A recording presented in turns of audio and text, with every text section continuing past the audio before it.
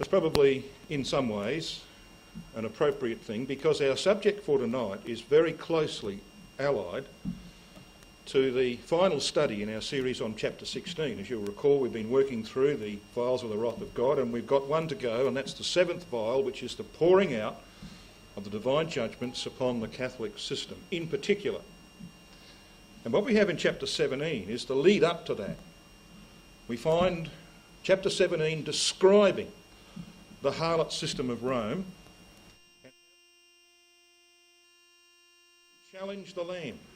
These shall make war with the Lamb, and the Lamb shall overcome them. And the overcoming of this power is the subject matter of that final vial. So they're very closely allied, these two sections of the Apocalypse. And so tonight we're going to have a look at this system of Rome. None of us, of course, need to be convinced that the harlot of Revelation chapter 17 is the Roman system, although that is not universally accepted in our brotherhood, and there have been, in the last few decades, views put forth which have endeavoured to undermine. Tonight we're going to see that the evidence is so obvious and so palpable that you would really have to be blind not to see that the power being spoken of in this chapter is indeed the power of Rome. But first of all, let's just get our assessment of this subject right in terms of prophecy overall. I'm going to look at the central part of this chart here. I just want to have a look at the two ends of it, the left and the right-hand end of the chart. And we're all, I think, basically familiar with this chart. It deals with the image of Nebuchadnezzar, which is there on the left-hand side, and then the four beasts of Daniel chapter 7, which amplify elements of the metals used in that image. And then it takes us into the Apocalypse. But what we have here over on the right-hand side is the image of Nebuchadnezzar in a shadow form, as it were, because that image actually has to stand up in the latter days. While it was, of course, setting forth those four world empires that we know from history, it was there as a prophecy, as Daniel chapter 2 and verse 28 tells us, of the latter days. So we have the image of Nebuchadnezzar here in the latter days, but you can see superimposed upon that this imagery about which we have read in Revelation chapter 17. We have a woman dressed in scarlet sitting upon a scarlet-coloured beast with 7 heads and 10 horns. That's because the predominant power that Christ will have to overthrow when he overthrows the image of Nebuchadnezzar in the land of Israel and then proceeds to grind it to powder over a period of 40 years, the dominant power that he has to destroy is not Russia. That'll be easy. The victory over Russia will be a matter of weeks, months at the most. But when it comes to the destruction of the Catholic system, it will take 40 years to destroy that. And so that's the subject matter of Revelation chapter 17. This power, we're going to talk about that and see why it is that it will take 40 years to destroy it. The work of the seventh angel, about which we'll be talking on Wednesday night, God willing, is the work that begins this 17th chapter of Revelation. You see how it begins there in verse 1. And there came one of the 7 angels which had the 7 vials. Let's pause there. So one of the angels that had the 7 vials of chapter 16 makes an appearance to John and invites him to be involved in the work that this angel is going to do. Now, if you had to choose one, which one would you choose? Well, you wouldn't choose the angel of the French Revolution, number 1. But you would choose, wouldn't you, if you think about it carefully enough, the 7th angel of chapter 16 and verse 17 says the 7th angel poured out his vial into the air, and his judgments were against what power? Verse 19. The great city was divided into 3 parts, and the cities of the nations fell, and great Babylon came in remembrance before God. So the 7th angel has a work to overthrow Babylon the Great. So it is this angel that invites John, in this first verse of chapter 17, to be involved in this work. Now think about that, brothers and sisters and young people, because John is not there to represent John. John is there to represent you and me. He calls himself our companion in tribulation. John is a representative man. He represents all the saints who are going to be involved. And here's the invitation being delivered. And the invitation is in these terms. It says, he talked with me, saying unto me, come hither. Now that phrase, come hither, is the Greek word duro. It means, literally, come along. Come along with me.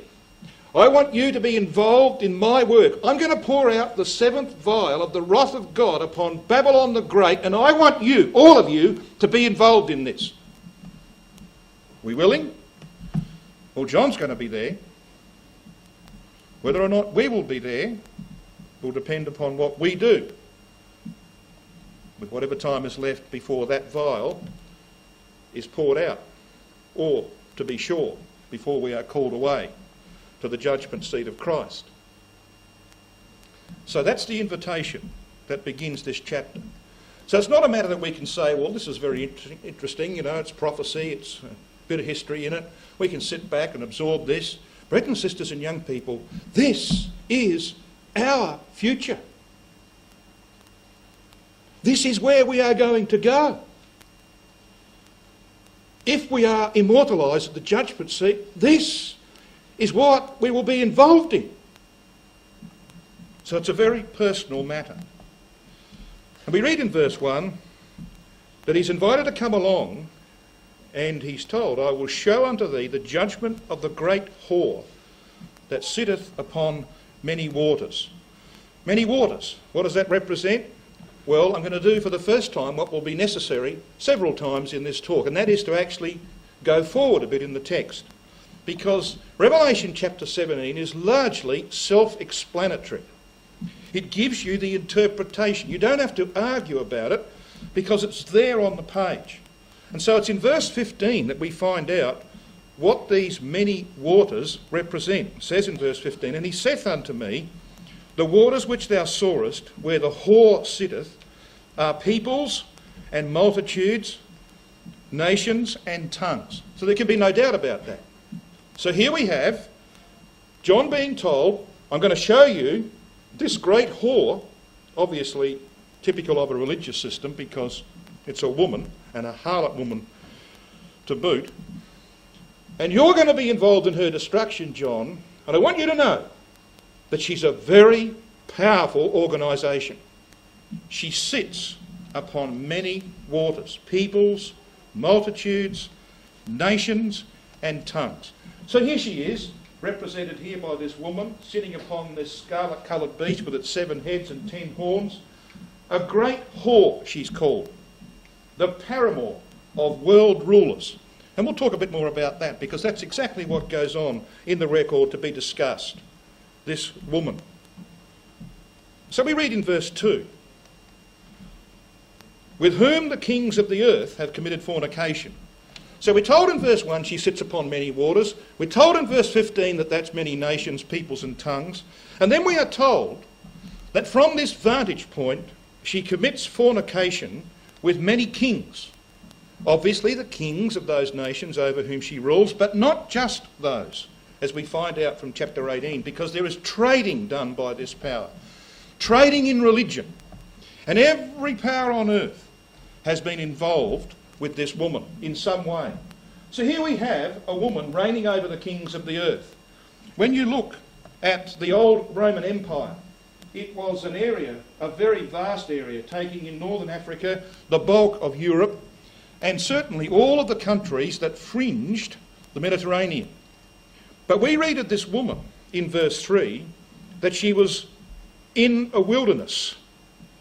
And that's an interesting facet because what that's telling us is that while this power is quite obviously the power of Rome, the woman is ensconced upon many peoples, nations and tongues, and she's seen in a wilderness. Now to the Roman Empire, it was that area to the north of their empire, the area of Germany, right up into what we would call the Baltic nations today, it was that area that they had great difficulty with.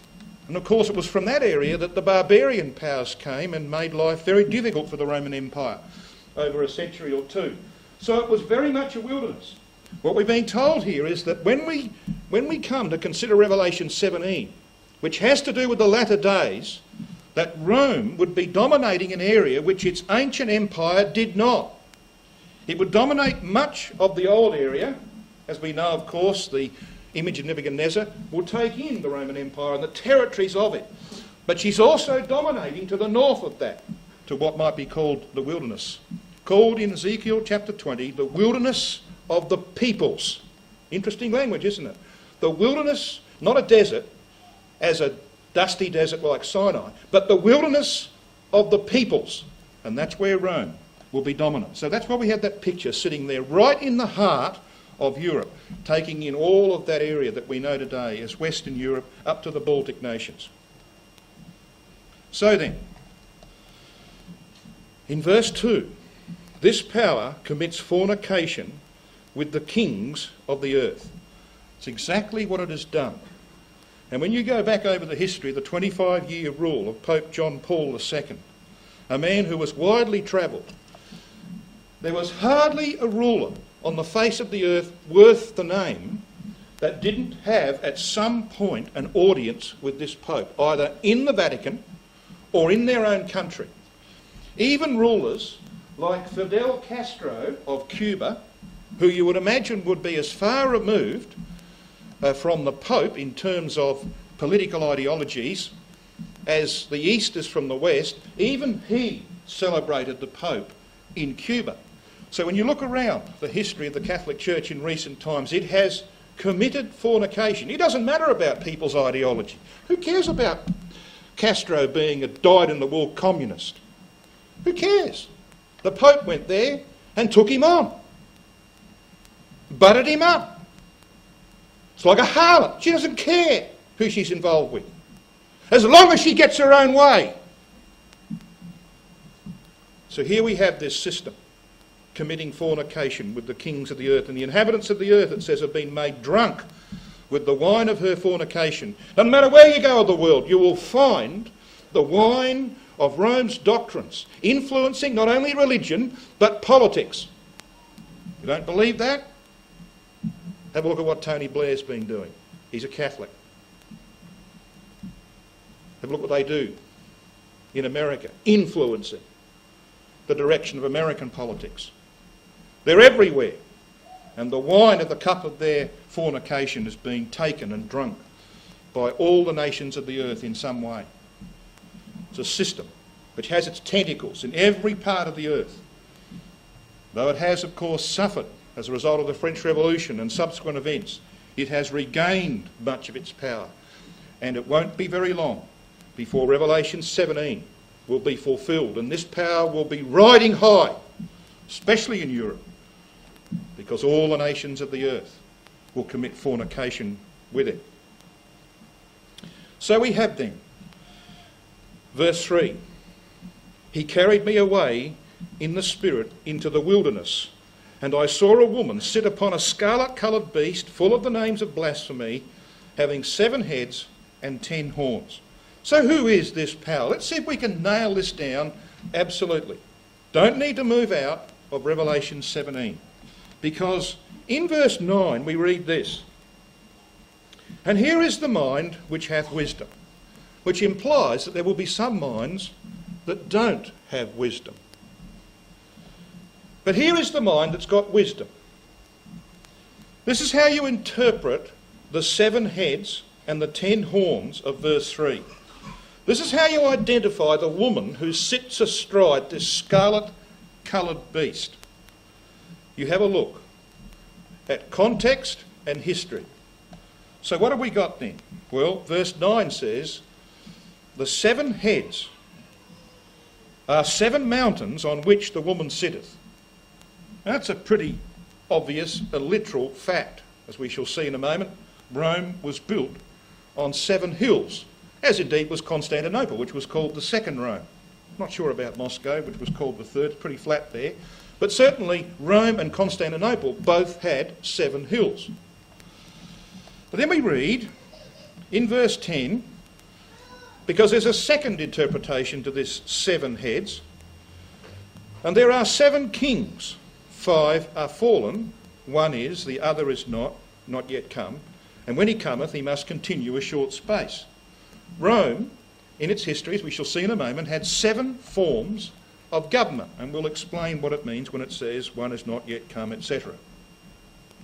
And then the final coup de grace, you might say, from chapter 17, is in the last verse of the chapter, verse 18.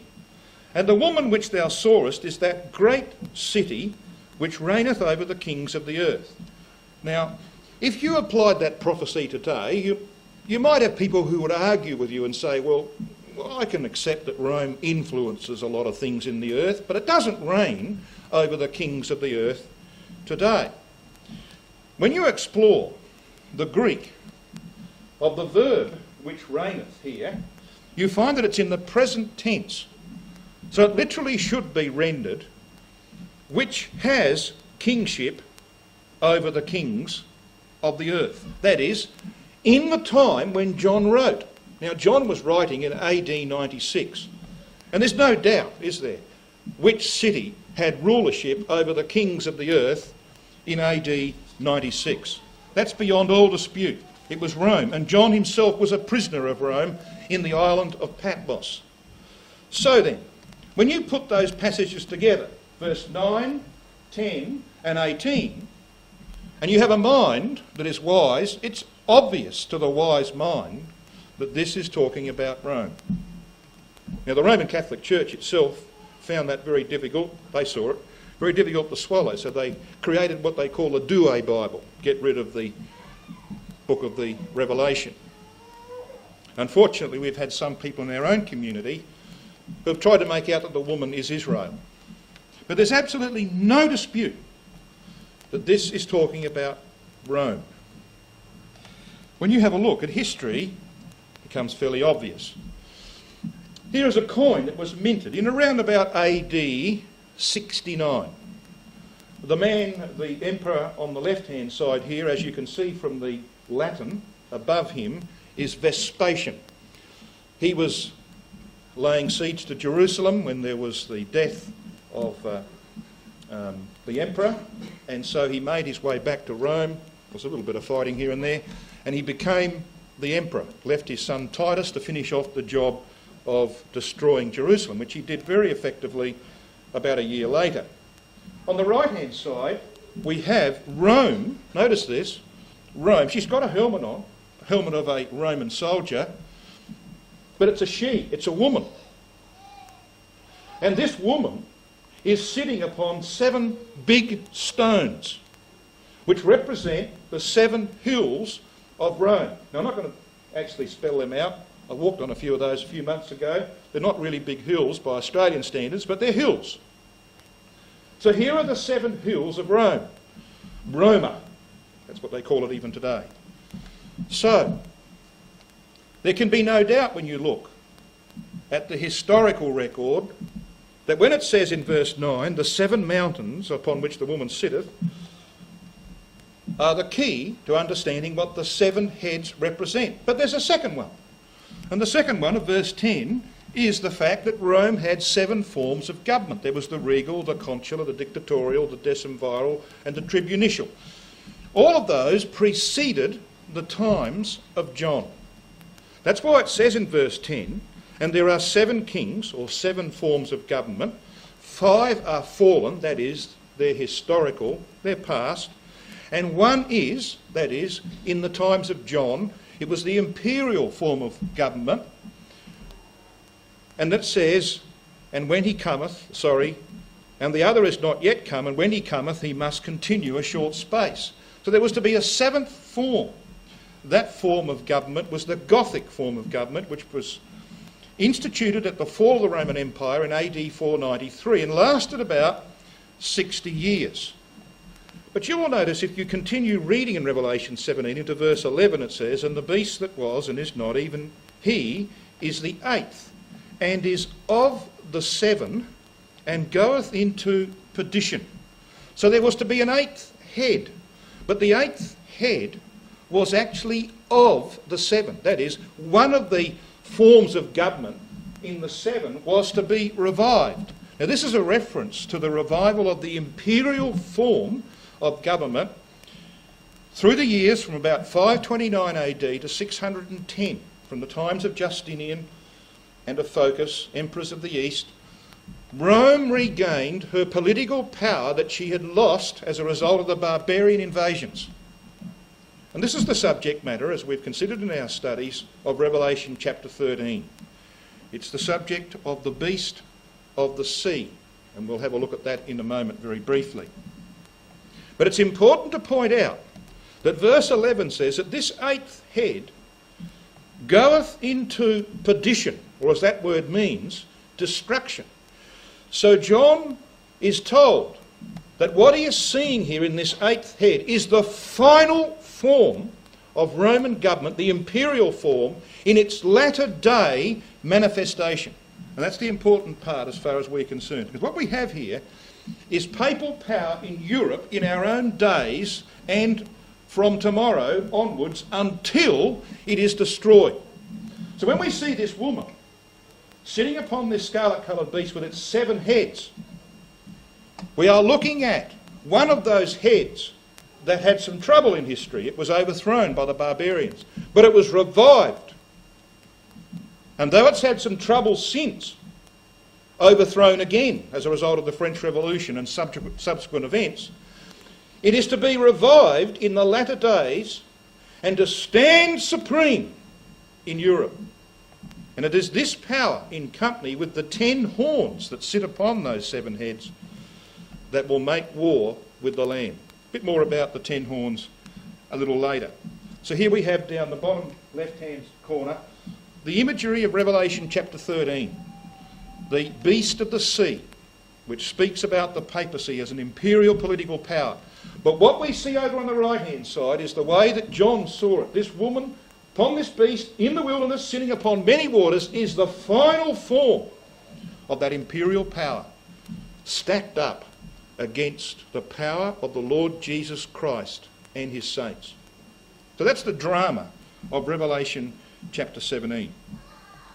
So verse 4 goes on to say, "And the woman was arrayed in purple and scarlet colour, and decked with gold and precious stones and pearls, having a golden cup in her hand, full of abominations and filthiness of her fornication." Now, in history, the popes often depicted themselves on coins and such like, holding a cup, because they were the ones who were, of course, trading in their doctrines amongst the nations, and the cup was a symbol of their power being projected. Here, have a drink of this. You'll enjoy this. It's a little bit like some of the drugs they put in spiked drinks today. You don't know who you are after you get involved in that. Here, have a drink. And so the nations would drink of the doctrine of this church. Of course, they're a bit more circumspect about putting that in picture form today. Now, it says in this 4th verse that the characteristic of this woman was that she would be arrayed in purple, which is a royal colour, and scarlet colour. Now, when you look at pictures of the Pope, the current Pope, on the day of his election, about this time last year, this is the garment that the popes wear. Now, Pope John Paul II almost wore this one out. It might in fact be a new one. But you'll notice that it is gilded with gold. They don't mess around. This is not fake gold out of a can sprayed onto something. You can be assured of that. This is dinky dye gold, gilded. And it says here in verse 4, if you have the same margin in your Bible that I've got in mine, you'll see for the word decked, gilded. That's what that word means.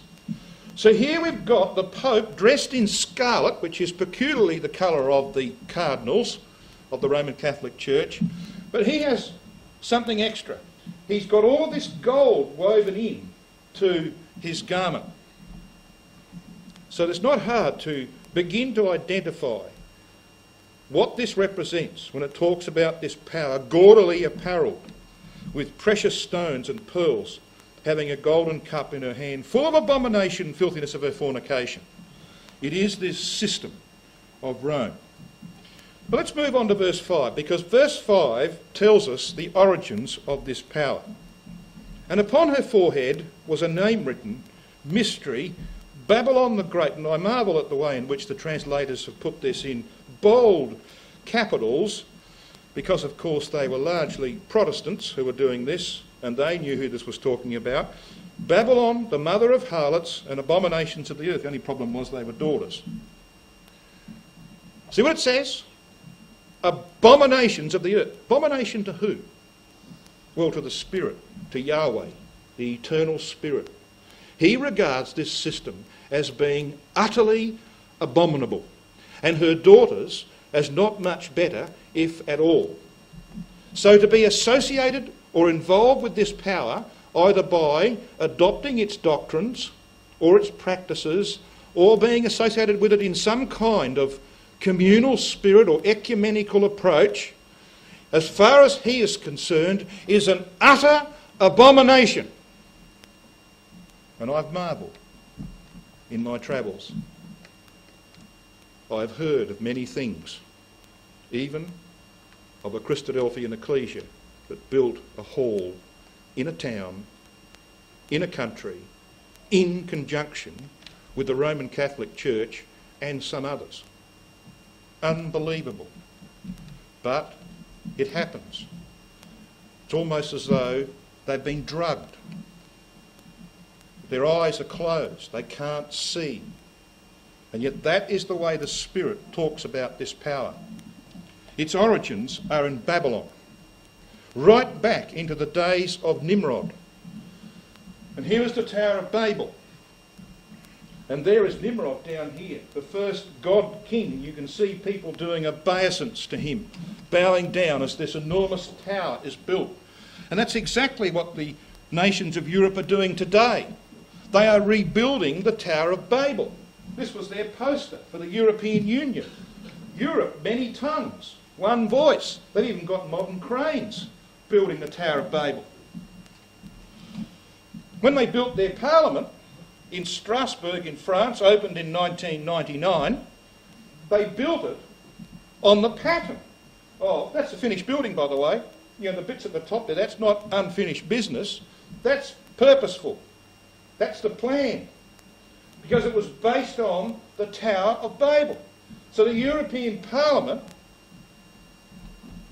is an objective demonstration of what the European nations are about.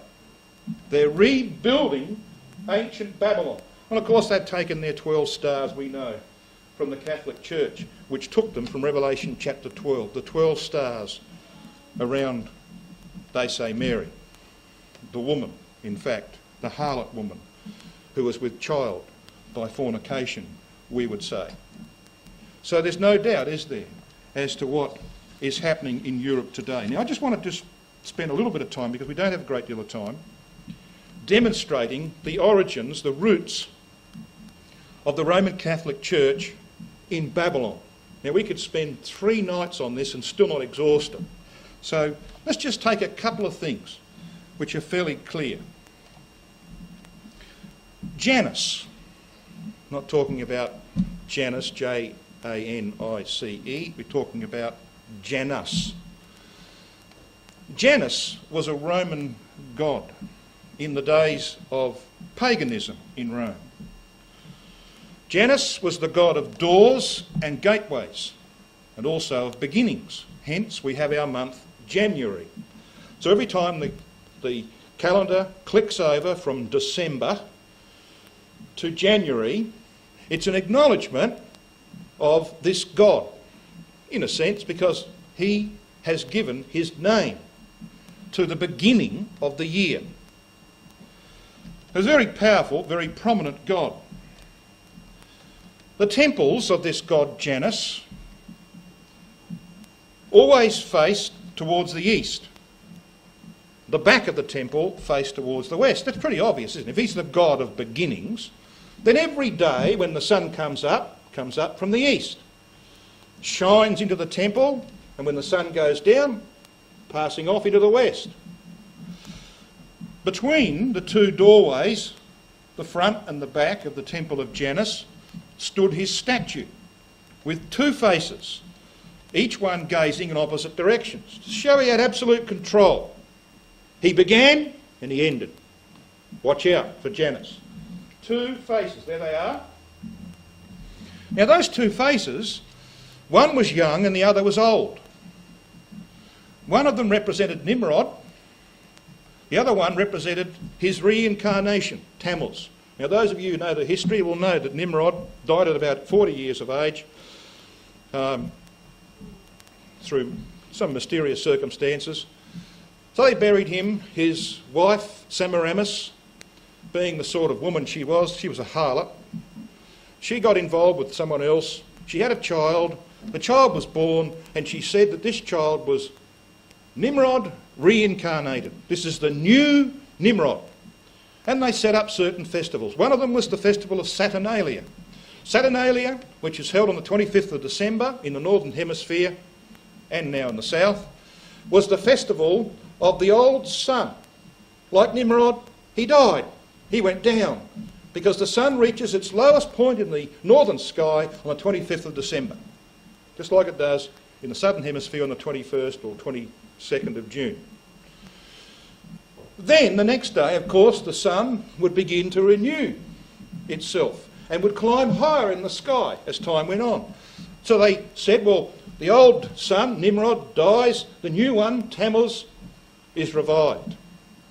And the Bible actually speaks of this in several places, particularly in Ezekiel, in other language. So this pagan festival of Saturnalia is taken up in January, Janus. January is the month when the northern hemisphere experiences a bit more sunshine because the sun is rising in the sky, staying a bit longer in the sky, and so it opens up a new era. This is how they worshipped Janus. Well then, his symbols were a key and a cock, a rooster. There he is. Not hard to see why, is it? This is the God of doors and gateways. He opens doors, opens the new year, and he opens the new day. And what happens at the beginning of a new day? Well, the rooster. He crows. So it's obvious as to why they chose the key and the cock. Now, cardinals, who are a prominent part, these are the men who choose the new pope from amongst themselves. Their name comes from cardo in the Latin. It means hinges, because they control the doors. They have the power. You want to become pope? You've got to be part of them, and they will vote you in. The Pope, as far as they're concerned, is God on earth. That's how much power they've got. So this is derived from the priests of Janus that go right back to the times of Semiramis, who was the god of doors and hinges and gateways. You know what colour the priests of Semiramis, the inner circle, the only ones who could access her, what colour dominated their clothing? You're right, red, scarlet. The lower priests, the ones who couldn't access her, they tended the fires. Their garments were appropriately black. You couldn't see the soot. All comes from ancient Babylon. Now have a look at modern Rome today. We're looking down from above, which they couldn't do in ancient times, by the way. When they built the Vatican, nobody could look down on Rome like this, but they knew what they were doing. Now, those of you who've got very good eyes will look down the bottom corner here, and you will notice something. If you can see, you need a binoculars from the back there. But what you will see is that the north is actually pointing to what we would call southwest. So this picture is not really, it's not sort of on the page as we would normally put a picture on the page. So what that means, brothers and sisters and young people, is that this building here, which is in the shape of a key, you'll notice, this building actually faces due east. The sun rises from over here. That's why, when I was there on a morning in July last year, I got sunburnt. Because it was shining directly down this avenue straight under here, and I spent a lot of time standing up on the platform and up on this top of the building here. And the sun, which was about 10:30, 11 o'clock in the morning, was beaming down on me. It didn't even occur to me at the time. But isn't that interesting? That when they built the Vatican in the shape of a key, they made sure that it faced the east and its back was the west. Why do they do that? Because this is a temple of Janus, derived from the times of Nimrod, cultured through the Roman pagan era and put into the Roman Catholic system at the headquarters of that system. It's amazing, isn't it? So what we've got here is the key of Janus. Now, most of you will be aware that our Lord Jesus Christ said to Peter, before the cock crows twice, thou shalt deny me thrice. Just happens that, well, they make that connection. There is a cock involved here, and there's a key in the hand of this two-headed Janus, one of his head representing Nimrod, the other one Tammuz. Just in case you didn't get the point, when you walk into the door, at the front of the building, where the sun shines in the morning, there are two keys there. The keys of the kingdom of heaven. So Janus is very prominent in that building. Second thing, what about the term pontiff? Well, pontiff actually means a bridge builder. So he's a power, he believes, that brings people together. He builds bridges between people and God. And the Pope is acknowledged as the Pontifex Maximus of the Roman Church. Pontifex Maximus. Maximus, obviously, that means big, chief. Pontifex, the bridge builder. Here he is, the chief bridge builder. And the title of pagan Roman emperors was Pontifex Maximus. They were the official high priests of the pagan mysteries. The title can be traced back to the times of Nimrod. He was the first Pontifex Maximus. And it's interesting that the supreme pontiff of paganism bore the Chaldean title Peter. The Chaldean title Peter, which meant to Chaldeans interpreter of the mysteries. And the office of Pontifex Maximus, or chief priest, was to declare and interpret the divine law and to preside over all of the sacred rites of that church, if I might use that term. And when you go into the Vatican, there's one thing, there's many things that will interest you, but there's one thing that will dominate your vision. There are memorials throughout that building, internally, on the outer walls, up on the roof. Here I was looking down.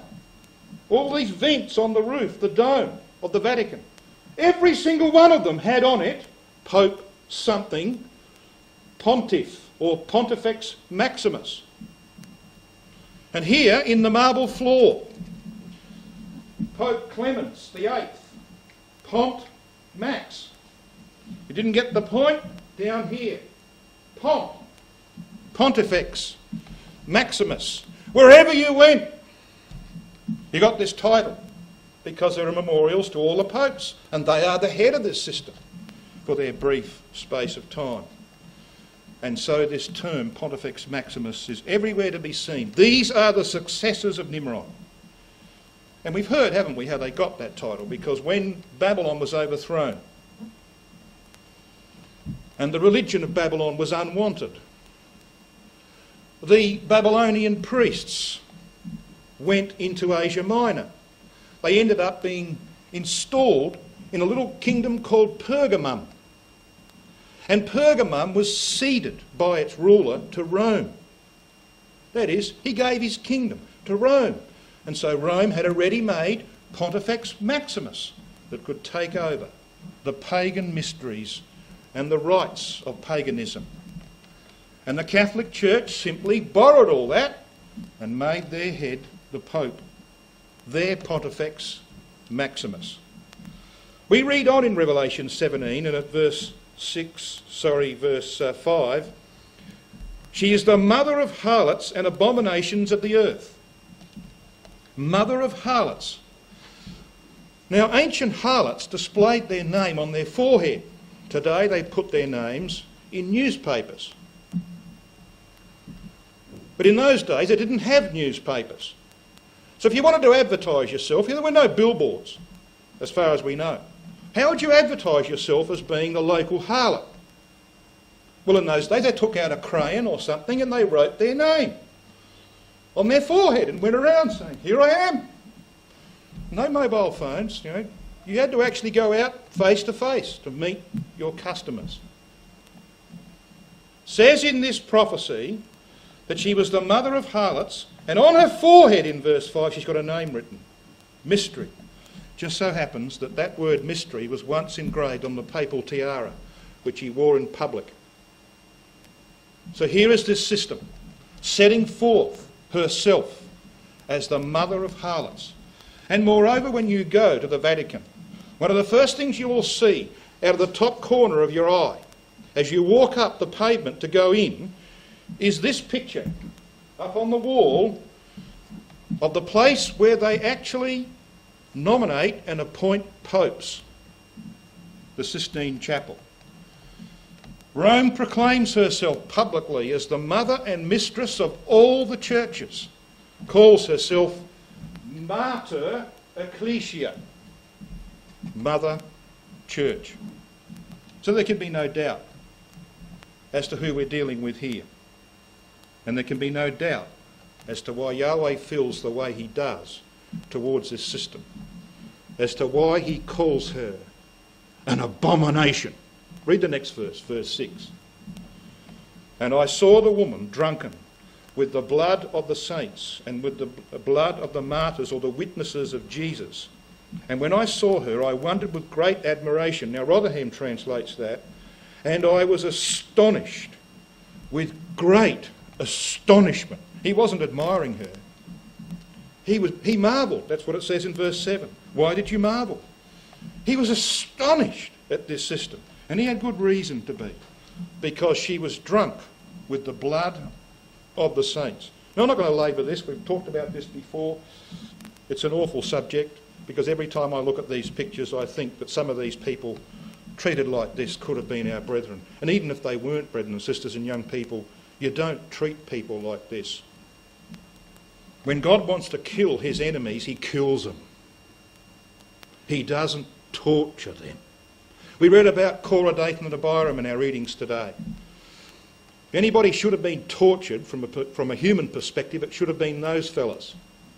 What did God do with them? He said, "Get away from them." Then he opened up the earth and they went down, crying out as they did. Down they went, whammo, gone. And the other bunch, the 250, including Korah, standing at the door of the tabernacle, fire from heaven, whoop, barbecue. No torture in that. But when this power deals with its enemies, this is what it does with them. Look at this fella. He's got his hands tied behind his back with a rope tied on it. He's up on a pulley. And they're pulling him up. You just imagine this, the weight of your body being held by your arms like that. If that's not good enough, have a good look down below his feet. And you'll see they've put a 100-weight there. Just to make sure there's plenty of pressure. Look at this fella here. And the one lying on the table. And these guys down here. It's all happening to them all in the one room. And who's presiding over it? The cardinal.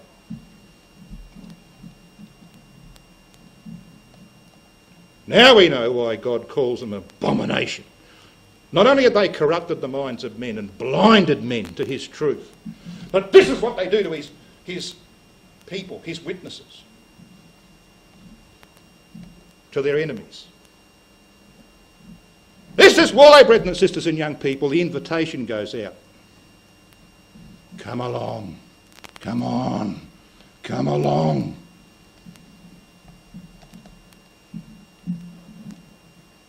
The day of vengeance is coming. She's drunk with the blood of the saints. Little wonder that John marvelled.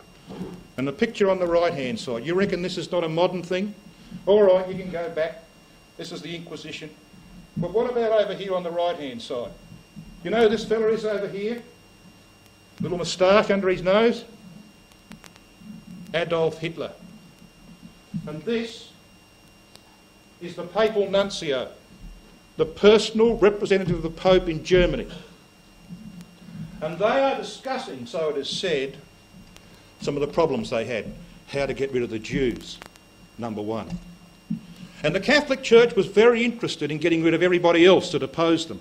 And they got their way in a little country called Croatia. You want to read the history of the Ustasi movement. In the period of the Second World War, when Germany had captured the area of Yugoslavia, or at least most of it, Tito was fighting against them.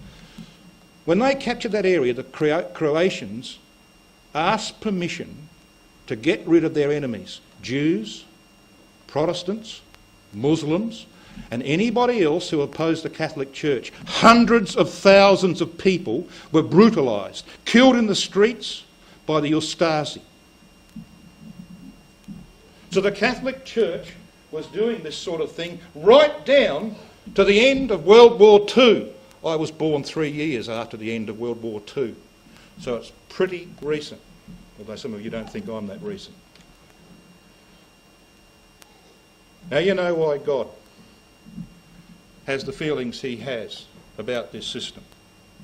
Drunk with the blood of the saints. So we move on. Verse 7, the angel said unto me, why did you marvel? I will tell thee the mystery of the woman and of the beast that carrieth her, which hath the 7 heads and 10 horns. The beast that thou sawest was and is not. It was, because John had seen this beast before. He saw it in Revelation chapter 13. It's the beast of the sea. But it is not, because you see, when John wrote this, that power hadn't come into existence. He had seen it. He knew it was going to come, but it was not. And it shall ascend out of the bottomless pit, the abyss, that is the abyss of Europe, and go into destruction. And they that dwell on earth shall wonder, whose names were not written in the book of life from the foundation of the world, when they behold the beast that was and is not, and yet is. It is because, John, you're seeing it again, and you're seeing it as it will be in the day of its destruction. So the content of chapter 17 was very important to John. It was going to be part of his work. We've read verse 9, we've read verse 10. So we'll move on to verse 12. Because in verse 12 we read, and the 10 horns which thou sawest are 10 kings, which have received no kingdom as yet, but receive power as kings 1 hour with the beast. Now we're familiar with these 10 horns. They are the same as the 10 toes of the image of Nebuchadnezzar of Daniel chapter 2. They're the same as the 10 horns of the 4th beast of Daniel chapter 7.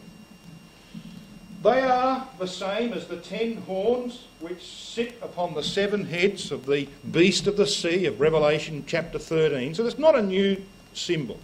It represents those nations of Europe that were formed by the barbarian invasions of the Roman Empire in the 4th and 5th centuries AD. They are the European countries of today. Well, of course, you say to me, but there are 25 members of the EU and they want to get more. So what about this 10? Now, some brethren have thought, well, maybe it will be more than 10. Brethren and sisters, when God says there will be 10, there will be 10. You're not talking about today. Revelation 17 is about the power of the Roman system in the day when Christ destroys it. That'll take him 40 years. But it's in that day that there will be 10. And I have every confidence that when that day comes, there will be 10 prominent nations of Europe who will be the base of the power of the papacy on that continent. So these 10 kings, it says in verse 12, have received no kingdom as yet. They're not crowned yet, but receive power as kings 1 hour with the beast. Now, in previous studies, we've spent some time talking about this 1 hour, and I'm not going to spend any more time on it. 1 hour, as I think all of you are aware, is the apocalyptic way of saying 30 years. It can be easily proven, no question about what it represents. 30 years. So it's saying that these 10 powers of Europe will have power with the beast for 30 years. Now, I'll show you an illustration in a moment that actually represents that I think will become a little bit clearer. But I want to move on to verses 13 through to verse 17. It says of these 10 horns, these nations of Europe, these have one mind and shall give their power and strength unto the beast. Now, why should that be an unusual thing? The way it's spoken there, it almost seems as though, well, you know, they had another choice. They will have one mind and shall give their power and strength unto the beast. You don't think about European nations, you'll know this. They have great difficulty having one mind on anything. Have a look at France today. The government's trying to introduce policies to improve the economy, which is going down the gurgler, and you've got students in the streets and other idiots joining them and making life very difficult for the French government, like they did last November, so that country is in absolute turmoil. The French and the Germans who head up the EU, supposedly friends, have difficulty agreeing on anything except that the EU should be promoted. So when it says that these have one mind and shall give their power and strength unto the beast, that's saying something. And it's saying something. When you get down to verses 15 to 17, we are told why this would be difficult. I'm going to put up this illustration, which you've seen before. Because we're told in verses 16 and 17 that these 10 horns, in their history, would at one point hate the whore, but later, under the influence of God, and that's a very important thing to recognise, would submit to Rome's rule. Now here's the timeline of papal history for the last 200 years. The French Revolution was an absolute disaster for the Roman Catholic Church, especially in France. Culminating in 1870 with the loss of temporal, that is, political power by the papacy in Italy. They were turfed out. No longer did the papacy have any political power. So 1870 was the low point of papal history. That was the end result of all of the revolutions and things that happened as a result of the French Revolution. But the papacy never gave up. They slowly began to rebuild their power. In 1929, Mussolini, the Duce, gave temporal power back to the Pope, and he gave him Vatican City, which is actually a separate country. Sits right in the middle of Rome. It's a country. It's got its own ambassadors. It does as it pleases. The Italian government can't do anything. It's a country within their own country. So the Pope got back at least some measure of temporal or political power in 1929. By 1957, 6 nations met in the Campidoglio in Rome and signed the agreement under the auspices of the papacy called the European Common Market, now known as the EU. Had 6 nations then, it's now got 25. Then, of course, along came Pope John the 23rd, and he called the Second Vatican Council and shifted the church towards socialism and the left. And then along comes John Paul II, steers the church back to orthodoxy, but at the same time humanises the church. And today we have a Pope from Germany, which is very interesting, because Germany is going to be the power base of the papal system when it's destroyed by Christ. We don't know what's going on exactly. They don't put out bulletins of what they're doing. They do it secretly. You only find out a little later on. But we can be absolutely assured that they are establishing firmly their power in Europe. There are many things that indicate to us that that's happening. Not the least of the fact is that recently, in 2004, based upon what happened in this Campidoglio, did you get a feel for that? You have a look down this end of the building. There's the doorway. It's locked, by the way. Janice has got the key. And over here you've got a pope. That's actually a statue of a pope with his hand out over. So anyone comes in here is under the control of the papacy. And here are all these venerable gentlemen in 1957 sitting down to sign the European Economic Agreement, the Common Market they called it. Signed on the 25th of March 1957. France, Belgium, Luxembourg, Netherlands, Italy and West Germany. 6 of them. Interesting, isn't it? The number of the papacy. And in 2004, guess what? They turned up in the same room. Here he is. He hasn't deteriorated much, has he? Still the same man with his hand out. Here's the European flag. There is the 12 stars down here. And all of these people... There's some women in the room at this stage. There weren't any women in the room that I could see in 1957. But there's a few of them here. And they're signing on the dotted line the Constitution of the European Union.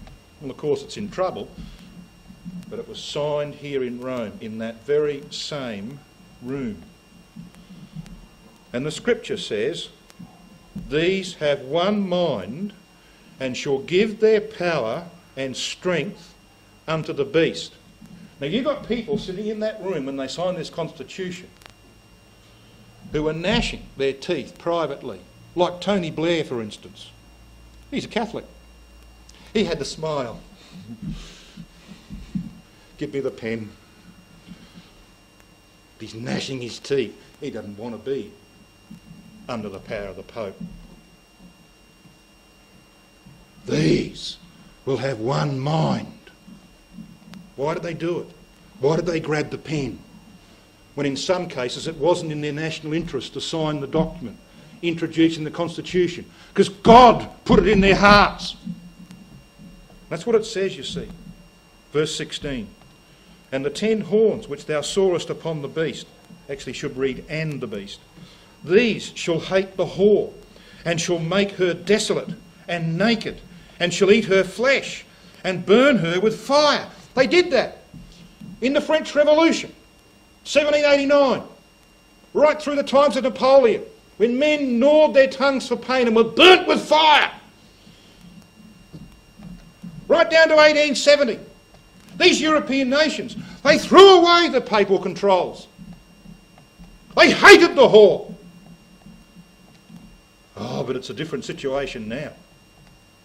And you see there's a change of subject in verse 15. You notice the words that begin verse 15? And he saith unto me. So John is telling us that he's being taken back a bit in history. He's being shown what happened before these nations of Europe would have one mind to support the papacy. This is why it's taken so long, brethren and sisters and young people, for the 6th vial. It's taken all that time because of what happened to the Catholic Church in the French Revolution and beyond. That had to be repaired. The European nations had to give their power to the beast. That was going to be a work of time, and it has been. So it says in verse 17, for God hath put in their hearts to fulfil his will and to agree and give their kingdom unto the beast until the words of God shall be fulfilled. So don't ever forget the involvement of God in what we have been seeing. We talk about signs of the times, brethren and sisters. We look at it and we can almost look at it as though, well, that's very interesting what the angels are doing. But what they are doing and what comes to pass is because God has willed it. It doesn't matter whether nations want to go that way or not. It doesn't matter if they elect someone who wants to go in a different direction. God will make them agree.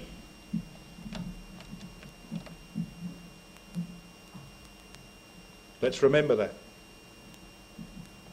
Because that means what we're reading about is going to come to pass, regardless of how it looks. It's absolutely certain. The only uncertainty is whether or not we will be there as a result of the invitation. Come along. Come on. Come along. That depends on what we do. So here they are, gathering in Rome, under the watchful gaze of Mary above and of Caesar below. Rome has got them in her hand, the mother and mistress of all the churches, dominating the Rome of the Caesars. Little wonder, in chapter 18 and verse 7 she says, I sit a queen and am no widow, and shall see no sorrow. Here we are, facing the east, in the temple of Janus, looking at the handle of the key. And all her suitors, all the kings of the earth, have committed fornication with her and will continue to do so. And the 10 horns, the 10 nations of Europe, will give her her power base, and they will have power with her 1 hour until she and they are destroyed. And that's what verse 14 is about. So here we have the end of the matter. You've seen this before, nothing new in it. This is the pattern of Roman Catholic resistance to Christ for 40 years after Armageddon. 10 years after Armageddon, Rome itself will be destroyed. And then comes a period of intense conflict, 30 years to conclude those judgments. And it's in this period of 30 years, from the fall of Rome to the end of those judgments, that the 10 horns received their power, 1 hour with the beast. And the reason for that's very simple. It is this: that during this period of history, brethren and sisters and young people, Rome will go through 2 phases. The first phase will be the beast of the sea phase. A woman riding upon a scarlet-coloured beast, which is very similar to the one seen in chapter 13. Rome will have political power. She will have joined herself with Russia in the east. Russia will control Constantinople. There's the 2 legs. Constantinople in the east, Rome in the west. And just as it was in history, when the emperors that had ensconced themselves in the second Rome, in Constantinople, gave power to the Bishop of Rome in the west, beginning with Justinian, 529 to 533, and ending with Phocas, 608 to 610, when the Pope came into existence as being the head of all the churches and was given political power. Just as it was in history, so that phase will be seen again. Russia will have given power to the papacy. But when Russia is destroyed in the land of Israel, the Pope will have to look for other suitors, just as it happened in history. In the years 600 to 700 AD, the papacy fell out with the Roman emperors in the east. They argued over idolatry of all things. And so the emperors in the east washed their hands of the papacy. Said, you want to have idols? That's fine. Go and find someone else to fight your battles. So the Pope cast around, and he looked firstly to Pepin, King of France, and then to his son, Charlemagne. And in 800 AD, the Pope crowned Charlemagne as the first king of the Holy Roman Empire. And if you read Eureka, you will find that when Brother Thomas talks about the 8th head of verse 11, he makes this little point. He says this 8th head in its final phase, is the Holy Roman Empire. They will finally have rebuilt it. Napoleon destroyed it. They will have rebuilt it. And so, what happens at the end of that period of judgment is that the beast of the earth is back in existence again. Here is the final revival of the beast of the earth, the Holy Roman Empire. And it's that power which goes into perdition or destruction. And you and I will be involved in it. Have a look at verse 14. And these shall make war with the Lamb, and the Lamb shall overcome them. For he is Lord of lords and King of kings, and they that are with him are called and chosen and faithful. These people, you and me, brethren and sisters, are people who have an Abrahamic hope,